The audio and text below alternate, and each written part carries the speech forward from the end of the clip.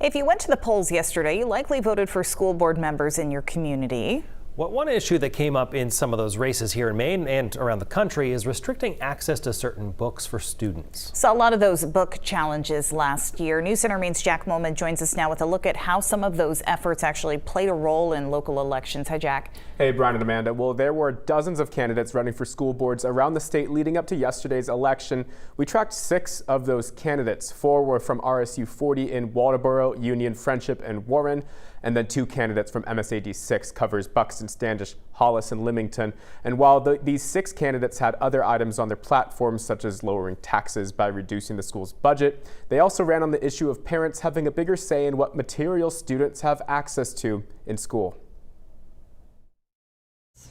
I just simply believe these books are inappropriate for this public school library. This is Standish resident Charity Bodeker speaking in opposition to the book Genderqueer, a memoir, at an MSAD 6 school board meeting back in September of last year. And now, I just don't understand why we have to hypersexualize children. She just wrapped up her run for school board. She's part of a trend of candidates that ran for school board, all promising parents more rights over the books their children have access to at school. And so I think we need to pay attention to taxpayers and the input that they have. Including another MSAD 6 school board candidate, Denise Turner. Just like Bodeker, she ran on limiting books in the schools, and over in RSU 40 on the Mid-Coast, we looked at several candidates running on the same promise. Even a statewide right-wing political group known as the Maine First Project paid for the same ads, but naming different candidates. It's been exhausting for all of us. Heather Perkinson is the president of the Maine Association of School Libraries and says the challenges against the books we've seen over the last year in school districts in Maine and around the nation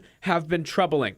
And that sometimes, like in MSAD 6, we see those complaints coming from a relatively small number of community members. I think that voters recognized that they were not speaking for their rights. They were speaking for the rights of a few individual parents and restricting the rights of most parents. According to MSAD 6 School Board Chair Nathan Carlo, the race is all but certainly lost for Charity Bodeker and Denise Turner.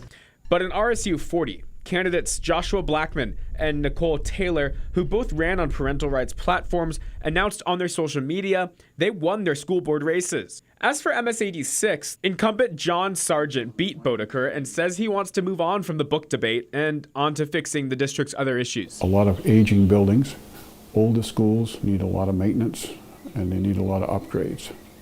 They weren't designed for your current form of teaching.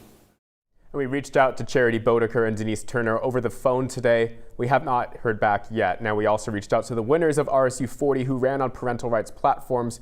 We didn't hear back either. Now, both MSAD 6 and RSU 40's biggest book challenges in the past came over the book Genderqueer, a memoir. Both school boards voted to keep it on their shelves. All right, Jack Moman, thank you.